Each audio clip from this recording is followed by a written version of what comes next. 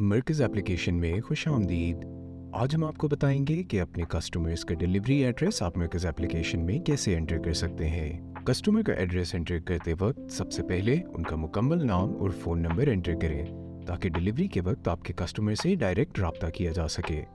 इसके बाद जिस सूबे में आपके कस्टमर रहते हैं उसका इंतखाब करें और अगले सेक्शन में उनके शहर या गांव का नाम एंटर करें। कस्टमर के शहर या गांव का नाम आसानी से ढूंढने के लिए आप ऊपर दिए गए सर्च बार का इस्तेमाल भी कर सकते हैं। इसके बाद अपने कस्टमर की लोकेशन का मुकम्मल पता एंटर करें।